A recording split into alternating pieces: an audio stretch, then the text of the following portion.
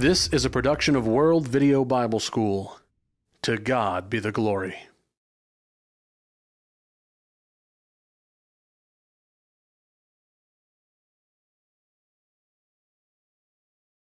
If I were to categorize our lesson today in Luke 21, I would say that it is probably as difficult to understand as Luke chapter 17. And that's primarily because of the apocalyptic nature of the literature. Let's begin by reading Luke 21, verses 1 through 9 to set the stage. Beginning in verse 1 of Luke 21, Luke writes, "And he looked up and saw the rich men that were casting their gifts into the treasury. And he saw a certain poor widow casting in thither 2 mites. And he said, Of a truth I say unto you, this poor widow cast in more than they all. For all these did of their superfluity cast in unto the gifts. But she of her want did cast in all the living that she had.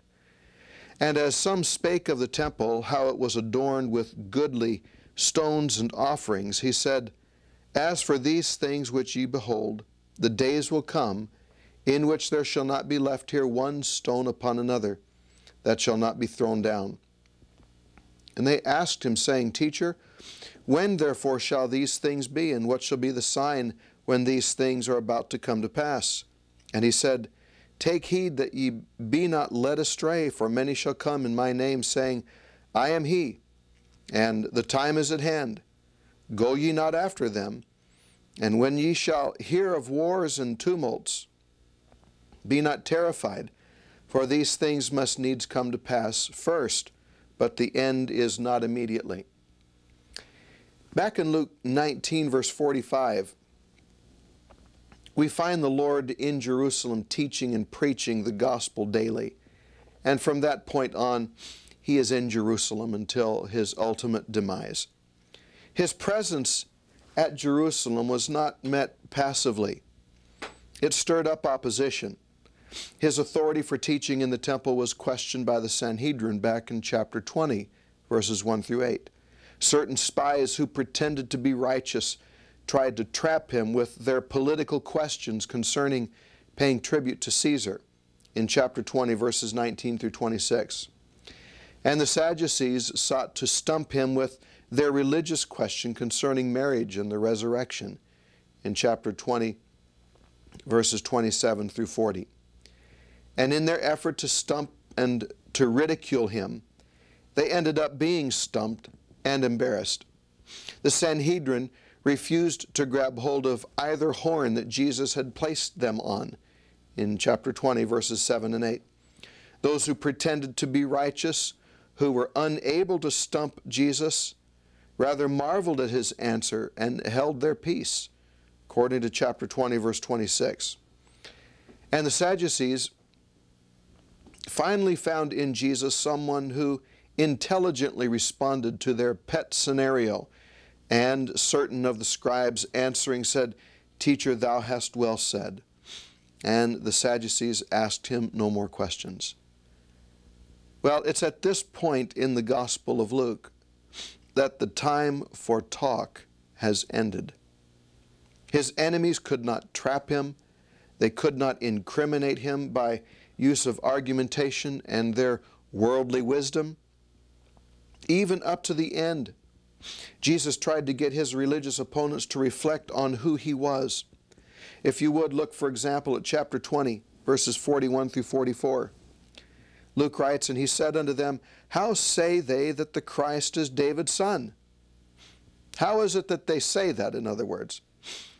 For David himself saith in the book of Psalms, The Lord saith unto my Lord, Sit thou on my right hand, till I make thine enemies the footstool of thy feet. David therefore calleth him Lord, and how is he his son? That's a powerful question for these folks to consider because of the chronology of the matter. You've got David existing far into the 900s BC, and Jesus coming on the scene 900 or so years after David.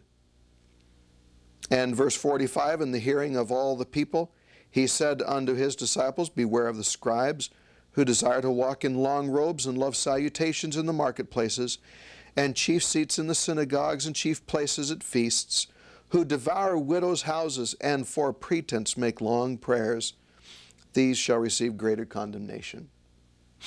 Jesus' point about being David's son is found in that Jesus wanted them to see that not just was he David's descendant, but he was much more.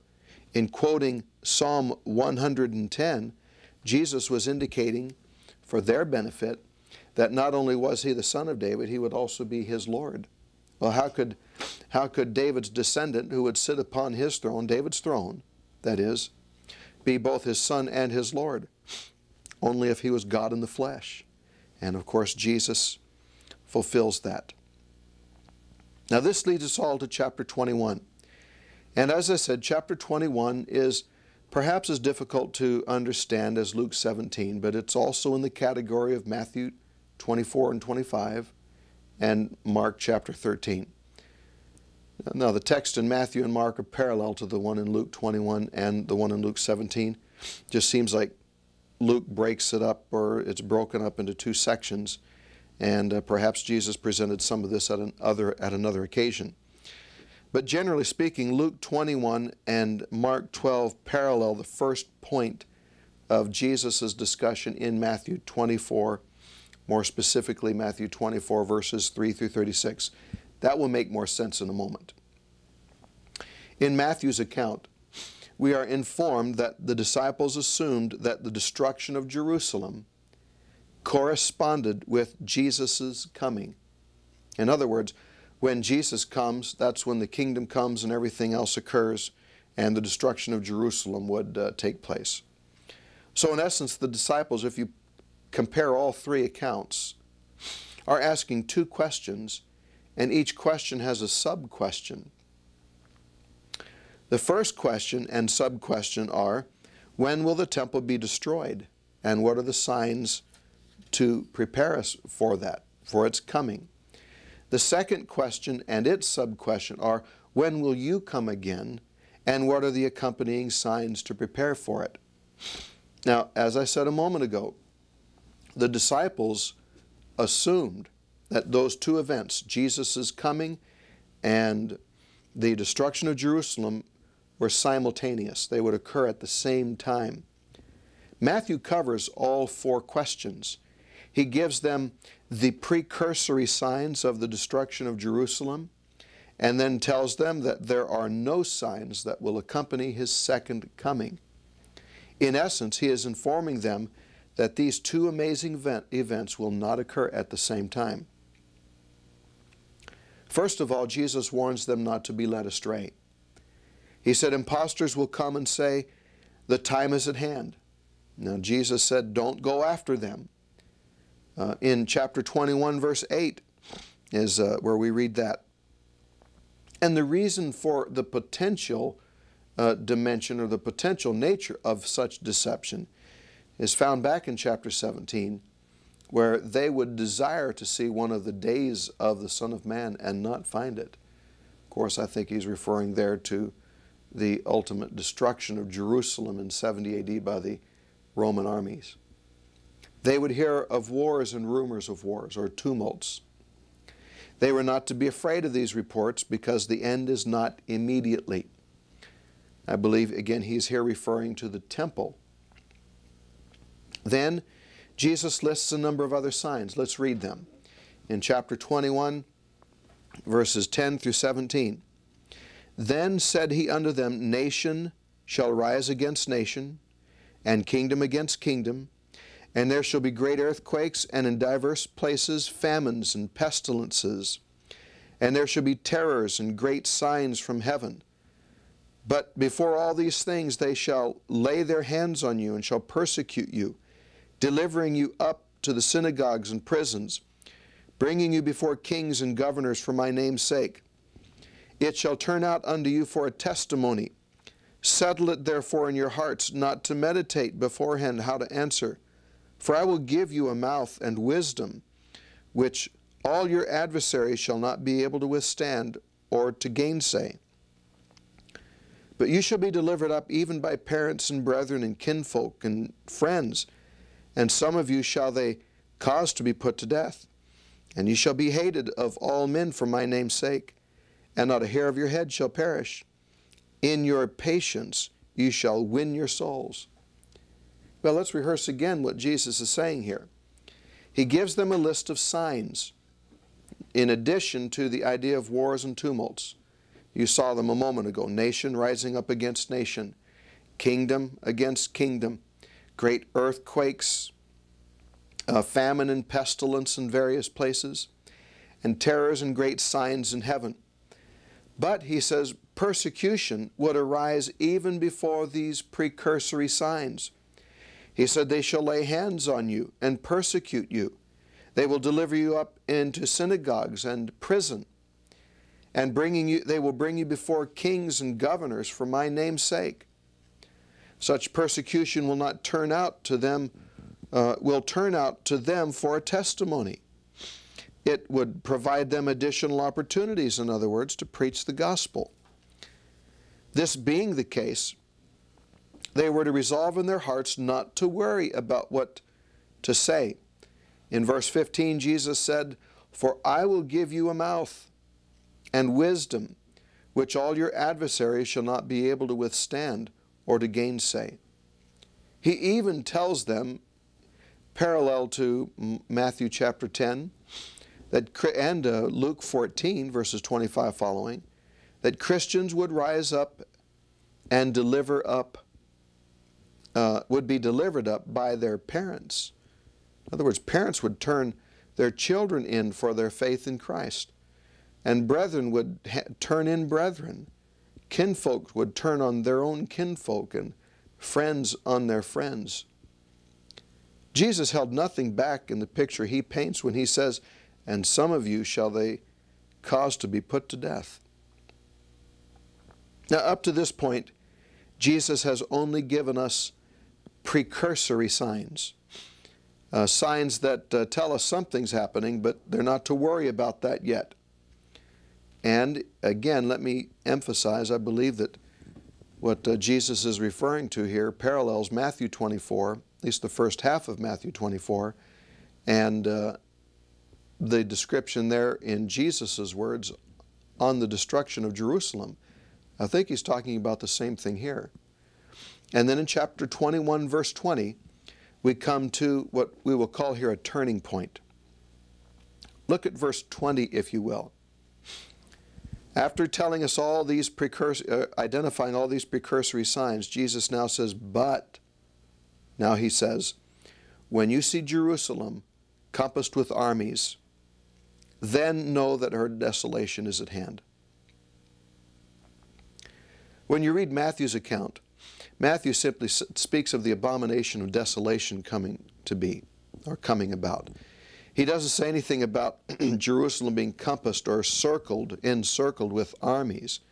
You have to go to Luke's account to find that. And Luke's words, now the words of Jesus in Luke are recorded in Luke, are very useful in understanding Matthew's account. And then he says, when you see this sign, those who are in Judea should flee to the mountains. And he says, woe to them with child in verse 23. Because of the need to flee Judea, it would make it all the more difficult for a woman who was pregnant. But concerning the Jews that would reject Jesus as the Christ, some, we're told, would fall by the edge of the sword. Others would be led captive. But Jerusalem and her temple would be trodden down by the Gentiles. Here a reference to Rome. And why would all of this come upon the Jews and Jerusalem? The answer is found in verse 22. For these are the days of vengeance, that all things which are written may be fulfilled. I hope you remember that back in the introductory lessons to this study in the Gospel according to Luke, I suggested to you that when you combine Luke and Acts together, what you find is this picture of Israel hearing the gospel, and with rejection after rejection, a hardening of the heart of the nation of Israel as a whole, with the exception of the the remnant. And that when you look at Luke and Acts together, you find this tragic story of the nation of Israel. They're placed in a position where they must make a decision about who Jesus is. And they make the wrong choice. And that plunges their world into catastrophe. For example, as seen in the destruction of Jerusalem in 70 AD. And things that are described in chapter 21 and Matthew 24 and Mark 13. And they cease to exist as a nation. That is a tragedy. It's tragic because it could have been otherwise. They could have, like the remnant, having heard the gospel and seen all the great signs and wonders Jesus performed, accepted him as the Christ, recognized the evidence, and responded properly to it. But verse 22 says, "These are the days of vengeance, that all things which are written may be fulfilled." Jesus then speaks this parable in verses 29 through 33. Let's take a look at that. Verses 29 through 33. "And he spake to them a parable.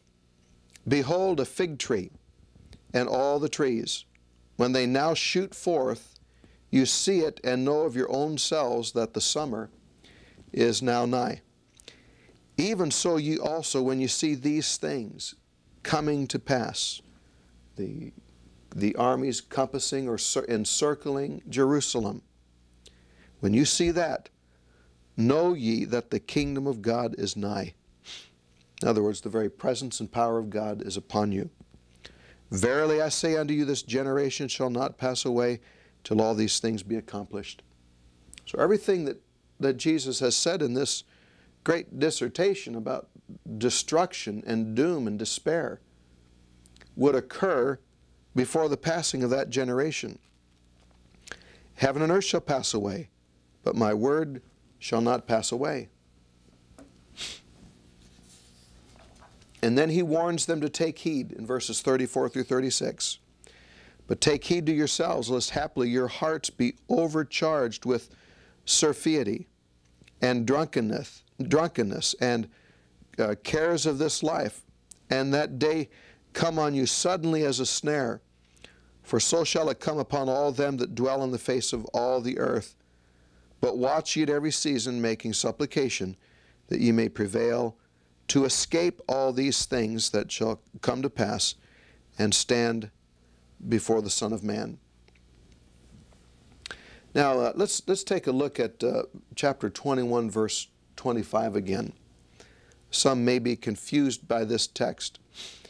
Jesus said, "There shall be signs in sun and moon and stars, and upon the earth distress of nations, in perplexity for the roaring of the sea and the billows. Men faint for fear and for expectation of the things which are coming on the world. For the powers of the heavens shall be shaken. And then shall they see the Son of Man coming in the cloud with power and great glory. But when these things begin to come to pass, look up and lift up your heads, because your redemption draweth nigh." That's when he tells the story of the fig tree.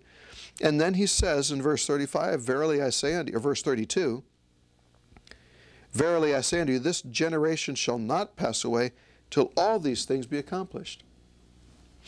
What does Jesus mean by saying all these things should be accomplished? Does that include what he described in verses 25 following, with these great cosmic signs in the heavens? To familiarize you with what some have referred to as apocalyptic literature and imagery, I think it would be of value for us to take a look at some Old Testament texts. Back in chapter 17 of Luke, I suggested that many references to the day of the Lord or a day of the Son of Man has reference more often to God's judgment against a people or a nation in this life than it refers to the final destruction or final coming of the Christ in the end of time. Let me illustrate that now. In Isaiah chapter 13, let's look at verses 6 through 10. Wail ye, for the day of Jehovah is at hand. Well, that sounds like the final day of judgment, doesn't it? As destruction from the Almighty shall come, therefore shall all hands be feeble, and every heart of man shall melt, and they shall be dismayed. Pangs and sorrows shall take hold on them. They shall be in pain as a woman in travail. They shall look in amazement one at another. Their faces shall be faces of flame. Behold, the day of Jehovah cometh, cruel with wrath and fierce anger, to make the land a desolation, and to destroy the sinners thereof out of it. For the stars of heaven and the constellations thereof shall not give their light. The sun shall be darkened in its going forth, and the moon shall not cause its light to shine. Now there are a couple of things I want you to notice here. First of all, back in verse 1 of Isaiah 13, Isaiah writes, the burden of Babylon, which Isaiah the son of Amoz did see. What is this prophetically a statement about? Well, Isaiah wrote long before Jesus Christ ever came on the scene.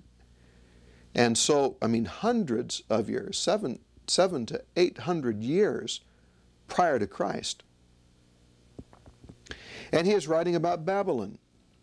Now, remember that in Israel's history, when the northern tribes were swept off the land by the Assyrians, because Judah, the two tribes to the south, did not learn their lesson, God raised up the Babylonians.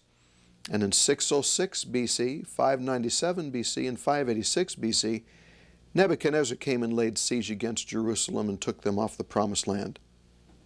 They were taken off the promised land by Nebuchadnezzar, who was king of Babylon. Isaiah is now making a prophecy about Babylon. And he is saying that in so many words here, he speaks of it as the day of Jehovah. And he says there will be, they shall be dismayed, pangs and sorrow shall take hold of them. In verse 9, behold, the day of Jehovah cometh cruel and with wrath and fierce anger to make the land a desolation. Notice verse 10 again, for the stars of heaven and the constellations thereof shall not give their light. The sun shall be darkened in its going forth, and the moon shall not cause its light to shine. In those latter few verses, Isaiah is talking about the sun, the moon, and the stars and constellations no longer giving their light. I think what you'll find in this text and the others that I'll identify in a moment,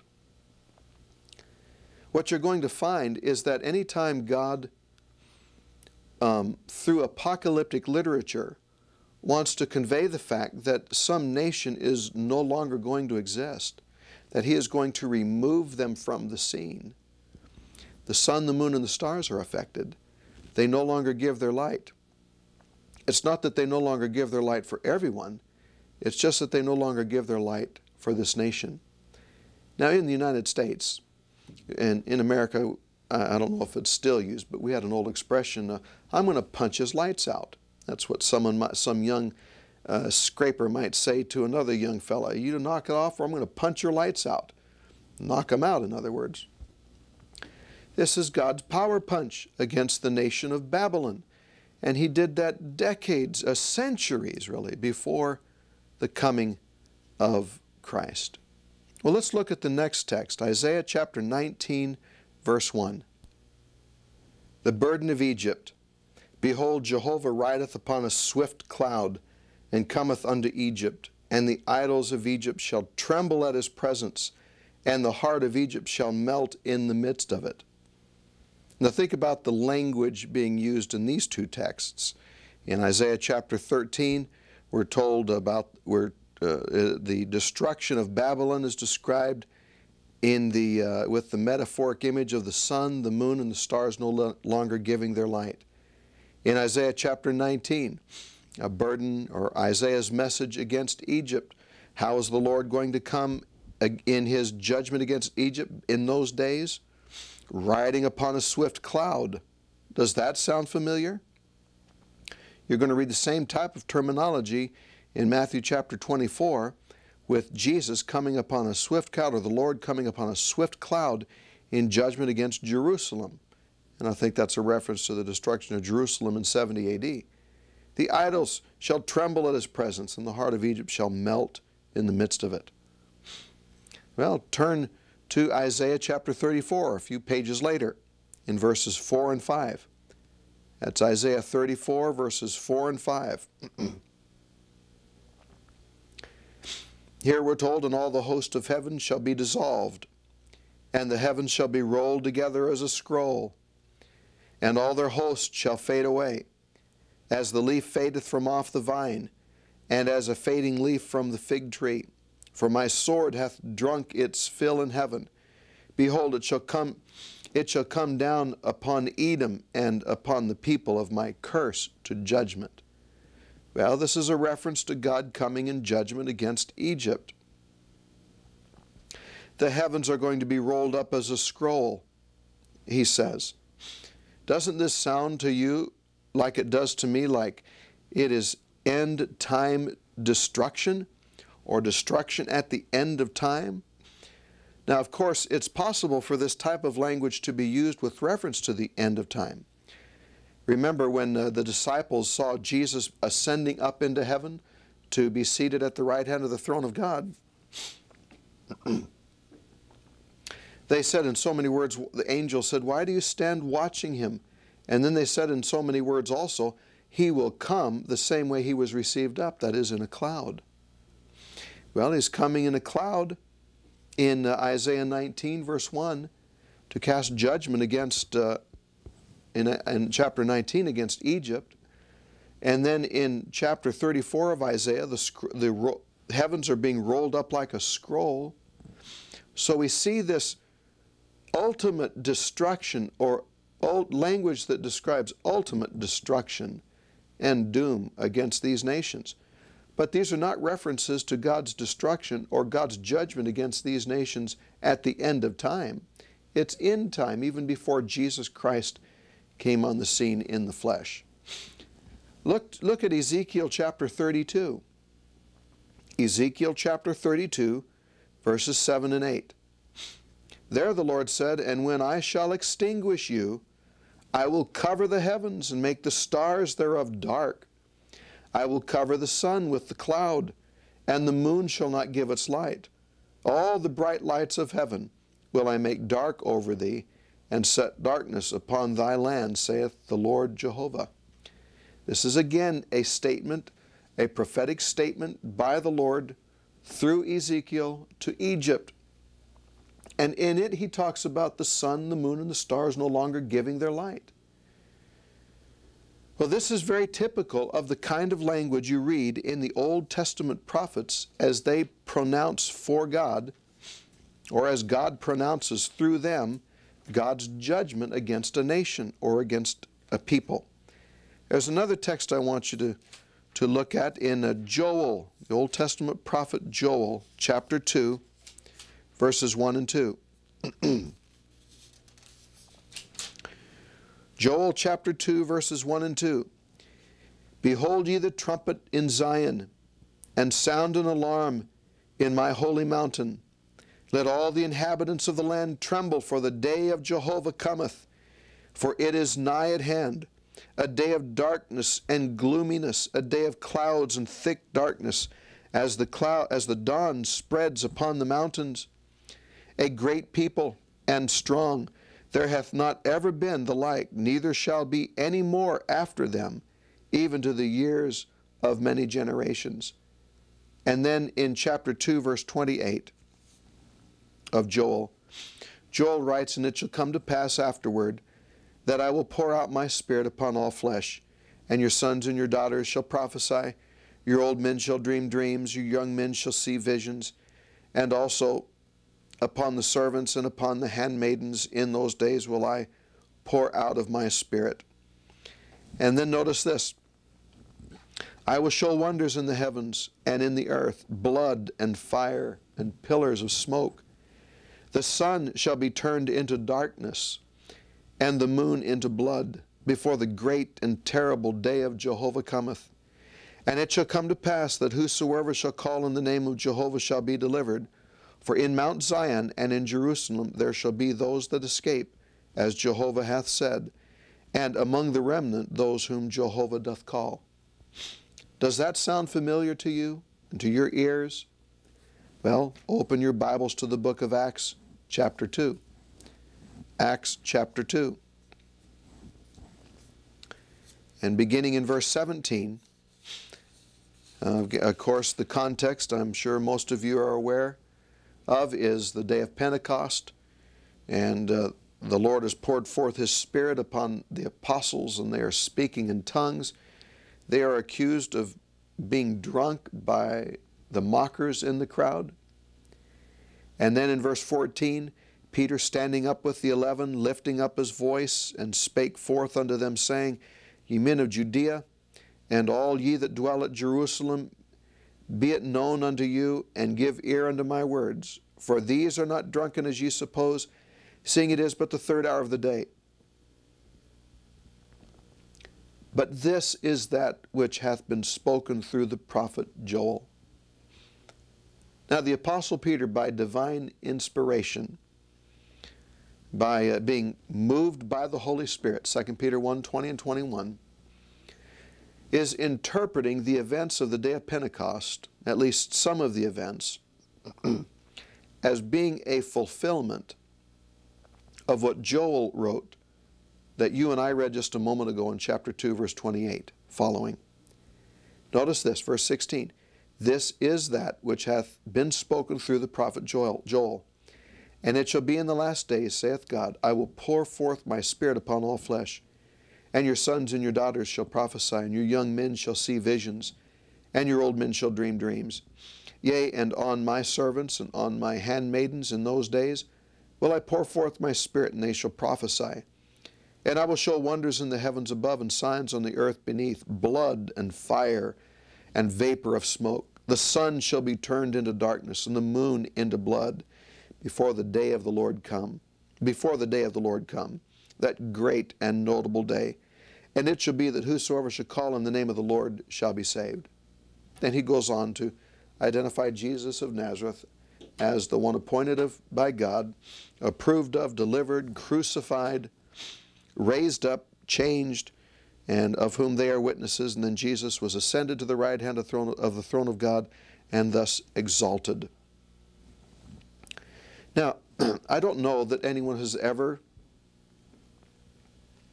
recorded in history the moon being turned to blood, as described here.